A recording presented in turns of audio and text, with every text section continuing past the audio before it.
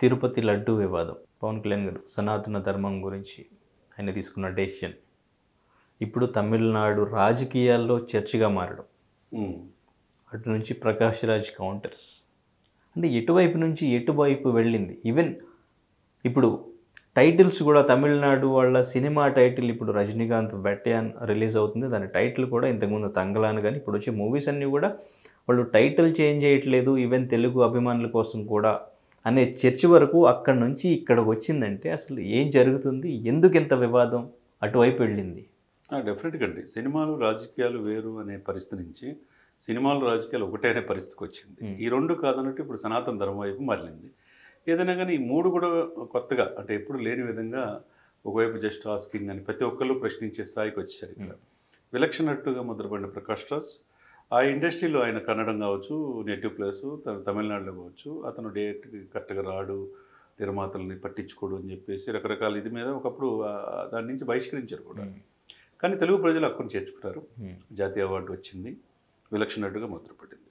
ఆయన కాకపోతే రాజకీయాల్లో ఎప్పుడైతే ఆయన ఇండివిజువల్గా కర్ణాటకలో కూడా పోటీ చేసి డిపాజిట్లు కూడా రాలా, ఆ సిచ్యువేషన్ నుంచి ఇక్కడ తెలంగాణ ఇదిలో కేసీఆర్ గారికి దగ్గర అయ్యారు. కేసీఆర్ ఈ దేశానికి ప్రధానమంత్రి అవుతాడని కూడా చాలా పలు సందర్భాలు చెప్పాడు.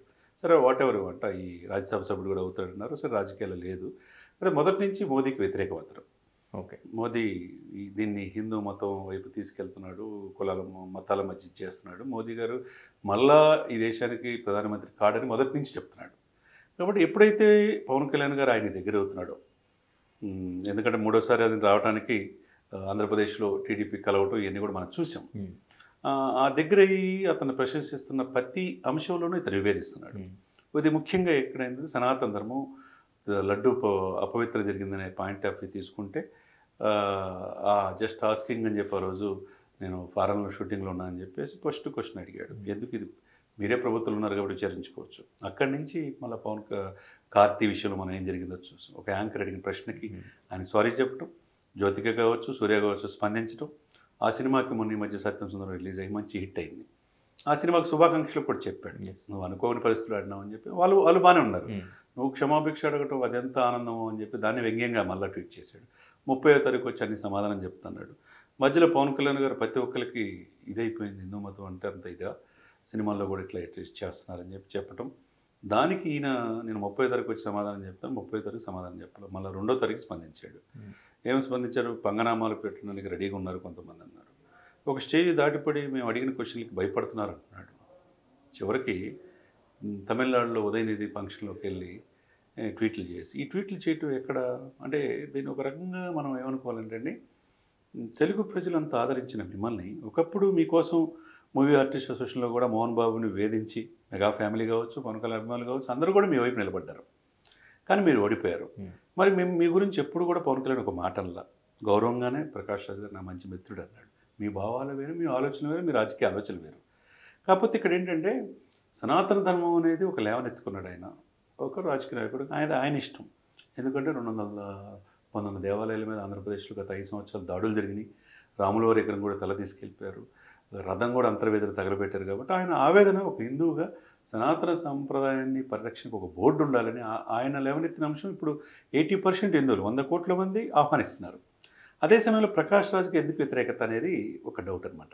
ఎందుకంటే ఈయన మానసిక పరిస్థితి కూడా కొద్దిమంది ప్రశ్నిస్తున్నారు. మరి 30వ తారీఖు వస్తున్నప్పుడు ప్రెస్ మీట్ పెట్టు, దానికి అన్నిటి సమాధానం చెప్పాలి కదా, ఎందుకు చెప్పలా? మళ్ళీ తమిళనాడులోకి వెళ్ళిపోయి ఆ పార్టీలతో ఉదయంతో కలిసేసి ఎంజీఆర్కి ఆయన ప్రశంసిస్తే ఏఎన్ఎంకి ఎంజీఆర్ గారు పోండు. ఎంజీఆర్ సినిమా పరిశ్రమ నుంచి, జయలలిత వీళ్ళంతా సినిమా పరిశ్రమ నుంచి వాళ్ళ వ్యవస్థాపక దినోత్సవం సందర్భంగా అభినందనలు చెప్పాడు చిరంజీవి పవన్ కళ్యాణ్ గారు. మరి దానికి నీకెందుకు బాధ? ప్రతి దాంట్లో ఈయన ఏలు పెడతావు, ఎంతవరకు సమంజసం?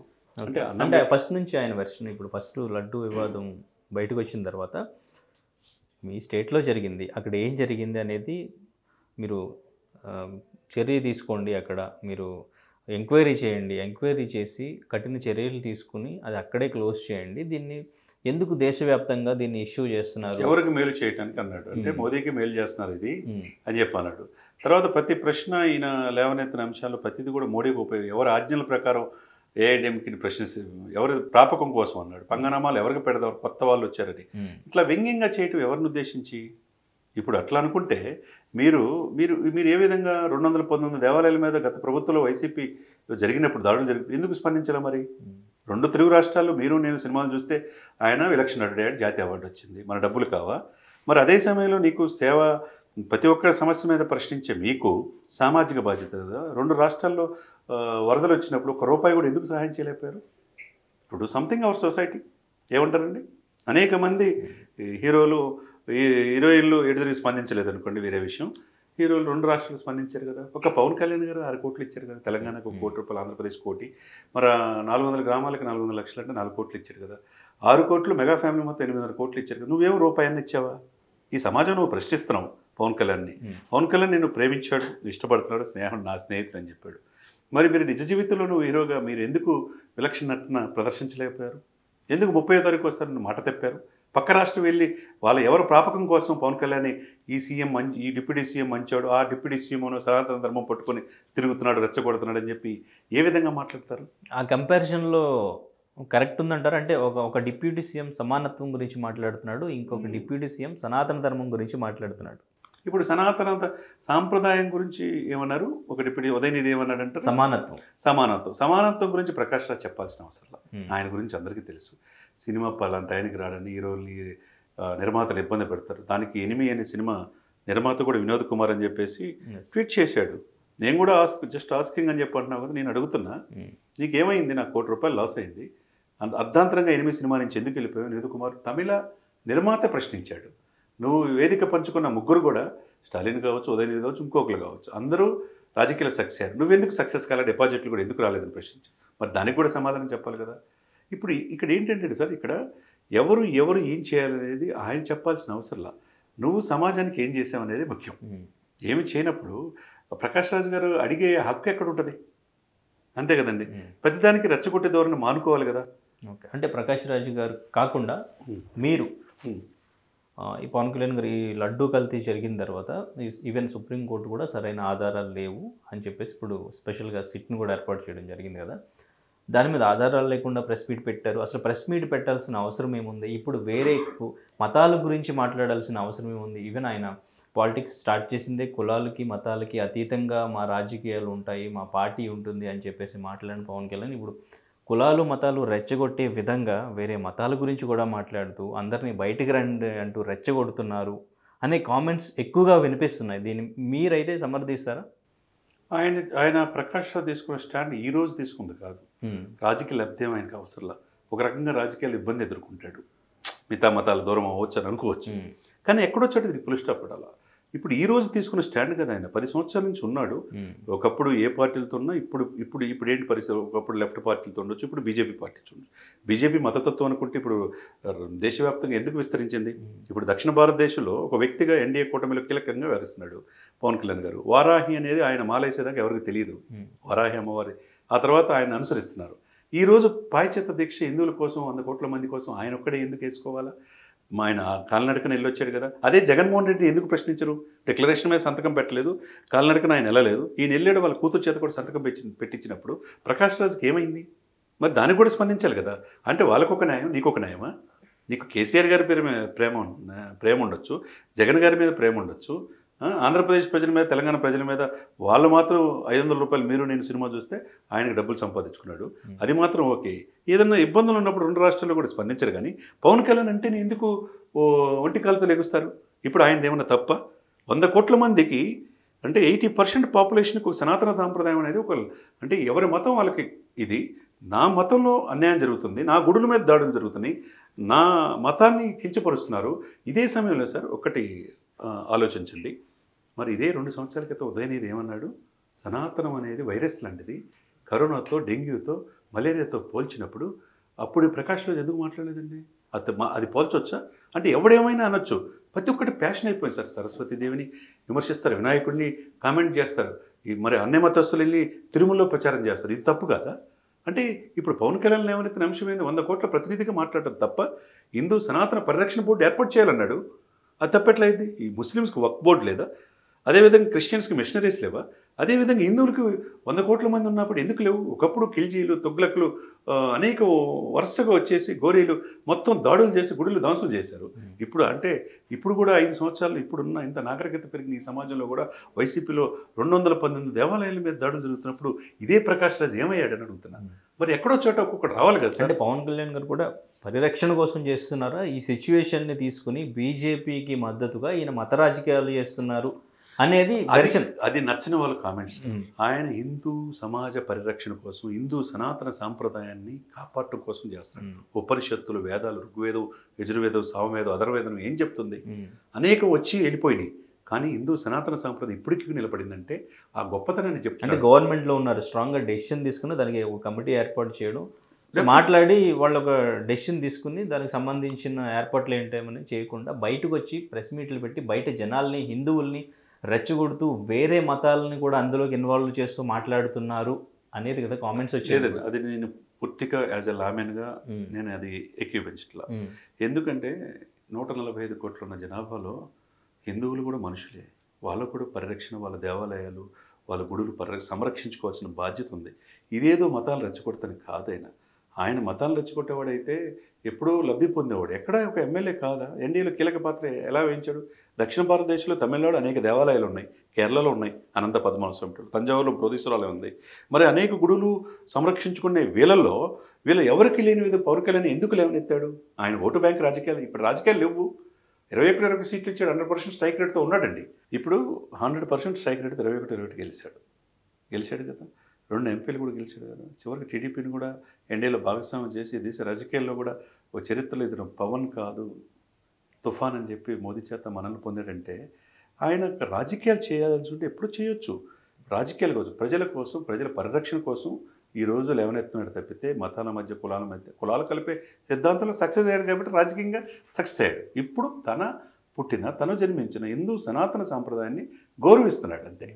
ఓకే, అంటే బిఫోర్ ఇచ్చిన హామీలు అవన్నీ పక్కన పెట్టి మొత్తం కూడా ఇప్పుడు కాన్సన్ట్రేషన్ అంతా దీని మీదే చేశారు, దీనికోసమే తిరుగుతున్నారు, దీనికోసమే పోరాడుతున్నారు అన్న వెర్షన్లో కూడా అదే లేదు సార్. హామీలు అంటే 3 నెలలు ఉంది. హామీ ప్రకారం జాబ్ క్యాలెండర్ ఇచ్చారు. 1వ తారీఖు జీతాలు వస్తున్నాయి. మరి 10వ తారీఖు వైసీపీ ప్రభుత్వం బటన్ నొక్కే పథకాలు అంటారు కానీ జీతాలే లేవు. పెంచిన ఫెన్షన్స్ కూడా 1వ తారీఖు వస్తుంది. వీటితో పాటు రోడ్లు బాగున్నాయి. 13,336 గ్రామాలకి ఈ గ్రామ సభలు పెట్టి ప్రపంచవ్యాప్తంగా రికార్డు సృష్టించి వరల్డ్ రికార్డ్ సాధించారు. చివరికి 400 గ్రామాలు మొన్న బుడమేరు పొంగి 400 గ్రామ పంచాయతీలు ఇబ్బంది పెడితే ఒక్కొక్క పంచాయతీ సొంత డబ్బు 1 లక్ష రూపాయలు ఇచ్చాడు. ఇంకా అభివృద్ధి ఇవన్నీ చేసుకోవట్లేదు. ఇది అభివృద్ధి కనపట్లేదా? పంచాయతీరాజ్, గ్రామీణాభివృద్ధి, తర్వాత అటవీ శాఖ, తర్వాత సైన్స్ అండ్ టెక్నాలజీ, ఎన్ని శాఖలుగా సమర్థవంతంగా నిర్వహిస్తున్నాడు. పక్కనున్న కర్ణాటక రాష్ట్రం వెళ్ళి కుంకి ఏనుగులు తీసుకొచ్చి ఆ రాష్ట్రంతో సంబంధాలు పెట్టుకున్నాడు. చివరికి ఇస్రో వెళ్ళి షార్ వెళ్ళి అక్కడ పరిశోధన కేంద్రం పరిశీలించి అక్కడ కూడా ఒక మంచి మెసేజ్ ఇచ్చాడు. ఎక్కడ చేయట్లేదు.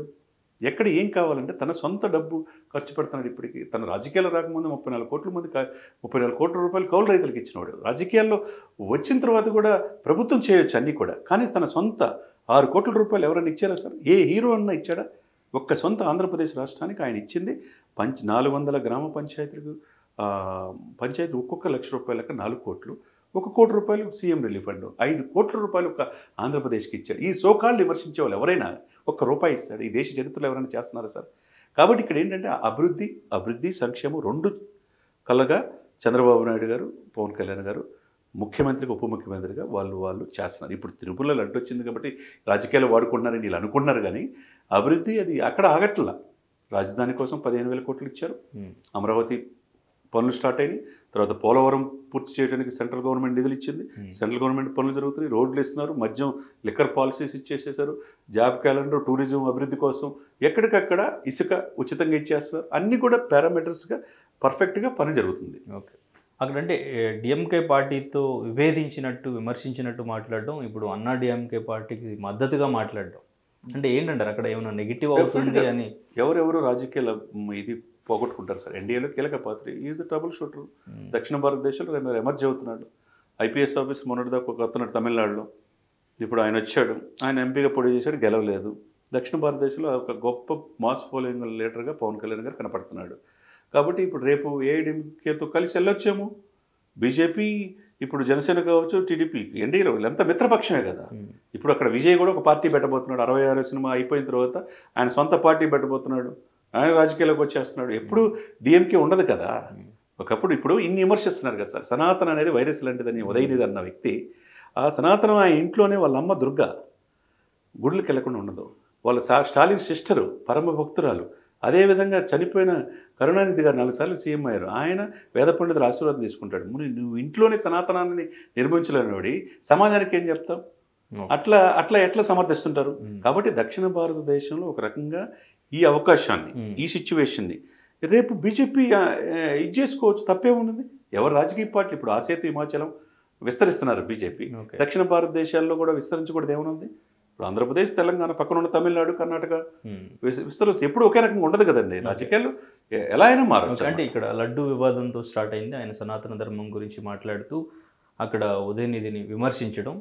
సో అక్కడ రాజకీయాల్లో కొంచెం ప్రకంపనలు, ఈ కామెంట్స్ అనేవి సృష్టించడం. ఇప్పుడు మళ్ళీ ఇప్పుడు అన్నాడీఎంకే పార్టీకి మద్దతుగా ఆయన పోస్ట్ పెట్టడం, తర్వాత తమిళనాడుకి సంబంధించి అక్కడున్న మనం చూడదగ్గ ప్లేసెస్ కానీ ఇవన్నీ కూడా తమిళనాడు గొప్పతనాన్ని వసుదైకుటుంబంతో పోల్చి మొత్తం కంపేర్ చేసి ఆయన అక్కడక్కడ ఏమేమి ఉన్నాయి, ఏమేమి మనం సందర్శించవచ్చు అనే వాటి గురించి కూడా ఆయన ఒక పోస్ట్ పెట్టారు.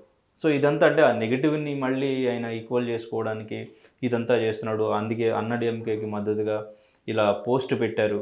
తమిళనాడులో ఇప్పుడు వస్తున్న నెగిటివ్ని క్లియర్ చేయడానికి ఆయన పోస్ట్ పెట్టారు అనేది కూడా వినిపిస్తుంది. అది ఏముండదండి. ఇప్పుడు ఆయనకి ఇప్పుడు తెలుగు వాళ్ళు ఎక్కువ మంది ఉన్నారు. దాదాపు 70-80 నియోజకవర్గాల్లో గెలిపోవడం తెలుగు వాళ్ళ చేతిలో ఉన్నాయి. అక్కడికి వెళ్ళారు. పారిశ్రామికవేత్తలు ఎదిగిన ఉన్నారు.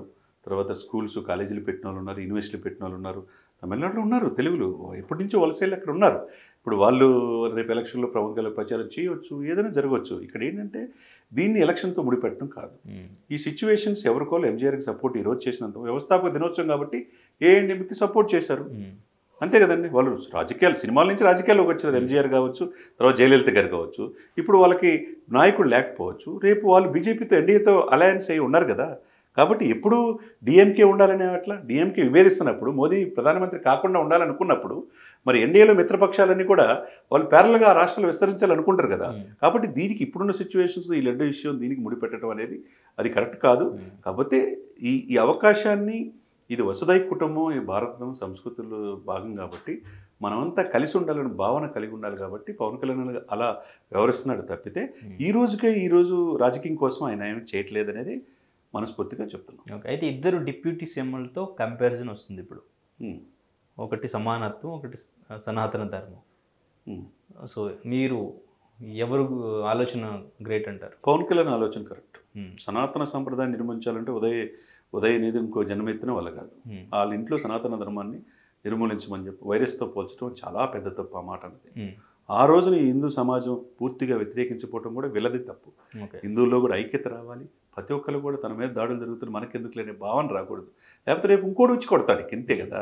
కాబట్టి 100 కోట్ల మంది 80% హిందువులు ఉన్నప్పుడు ఈ దేశంలో మీ యొక్క రక్షణ కోసం, మీ యొక్క హక్కుల కోసం, మీ గుడుల సంరక్షణ కోసం మీరు పోరాడాల్సిన అవసరం ఉండదు. కాబట్టి మీ అందరి తరఫున పవన్ కళ్యాణ్ గారు ఇప్పుడు వస్తున్నాడు. కాబట్టి ఈరోజు నేషనల్ మీడియా అంతా పవన్ కళ్యాణ్ని చూపిస్తూ ఉన్నారు. సమానత్వం రావడం మంచిది కదంటారా? సమానత్వం లేకుండా ఇది సనాతన సాంప్రదాయం ఉందంటారా మీరు? దాంట్లోనే సమానత్వం ఉంది, దాంట్లోనే లౌకికవాదం ఉంది.